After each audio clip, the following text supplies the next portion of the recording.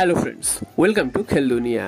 Derby জয়ের পর এবার মোহনবাগানের সামনে কেরালা ব্লাস্টার্স। তো এই ম্যাচটাও কিন্তু মোহনবাগানের জন্য খুবই গুরুত্বপূর্ণ, কারণ লিগের 1 নম্বর পজিশনটা পাকাপাকিভাবে ধরে রাখার জন্য এই ম্যাচটাও কিন্তু মোহনবাগানকে জিততেই হবে।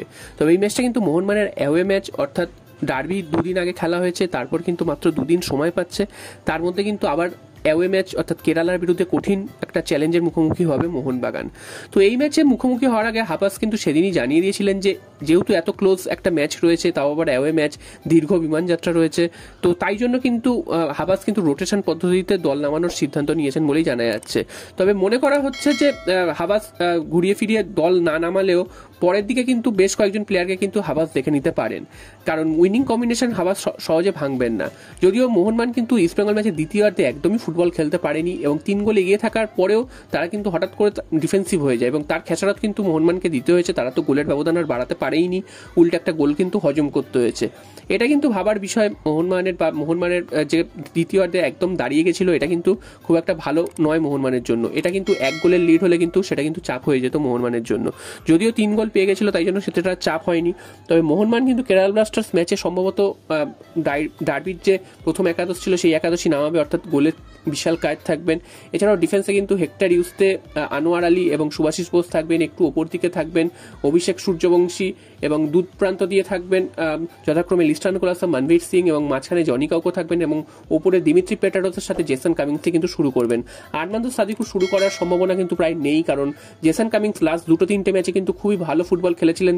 তাকে নিয়ে যেটা একটা সমালোচনা হচ্ছিল, সেই সমালোচনার জবাব তিনি কিন্তু এখন দিচ্ছেন।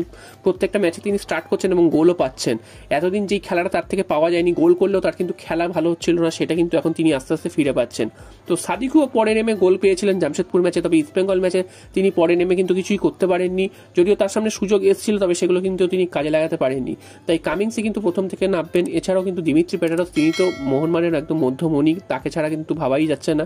তো কেরালা ব্লাস্টার্স এই মুহূর্তে কিন্তু ভালো ছন্দে রয়েছে এবং তারা কিন্তু গোয়ার বিরুদ্ধে 2 গোলে পিছিয়ে পড়ে তারা কিন্তু 4 গোল দিয়েছিল এবং তারপরে কিন্তু তারা একটা ম্যাচ হেরে যায় পাঞ্জাবের কাছে। তো সব মিলে কিন্তু কেরালা ব্লাস্টার্সের বিরুদ্ধে মোহনবাগানের জয়টা কিন্তু সহজ হবে না এবং মুম্বাই সিটি এফসি আজকের ম্যাচটা জিতে যাচ্ছে। তো সেই দিক থেকে দেখতে গেলে মোহনবাগান কিন্তু আবার 2 নম্বরে নেমে যাবে। তো কেরালা ব্লাস্টার্সকে হারালে মোহনবাগান কিন্তু আবার শীর্ষস্থানটা দখল করতে পারবে, যদিও মোহনবাগান একটা ম্যাচ কম খেলে রয়েছে মুম্বাই উড়িষ্যার থেকে। তো সব মিলিয়ে কিন্তু মোহনবাগানের সামনে কিন্তু খুবই গুরুত্বপূর্ণ একটা ম্যাচ রয়েছে আগামীকাল, সেটা অ্যাওয়ে ম্যাচ, এবং কোচির মাঠে মোহনবাগানকে খেলতে হবে একটা বিরাট দর্শকের সামনে, যেই দর্শক ফেভার কিন্তু কেরালা পাবে। কেরালার বিরুদ্ধে কিন্তু প্রথম পর্বের ম্যাচে মোহনবাগান হেরে গেছিল 1-0 গোলের ব্যবধানে। তো সেটা কিন্তু একটা বদলা নেওয়ারও ম্যাচ মোহনবাগানের জন্য, এবং বাকি প্লেয়াররা তারাও কিন্তু তাদের কাছেও কিন্তু একটা বদলার ম্যাচ বা তাদের কাছেও জ্বলে ওঠার ম্যাচ, কারণ কেরালাকে কিন্তু এই মরশুমে একবারও হারাতে পারেনি। তো দেখা যাক শেষ পর্যন্ত কেরালার মাঠে কেরালাকে হারিয়ে আবার শীর্ষস্থান দখল করতে পারে।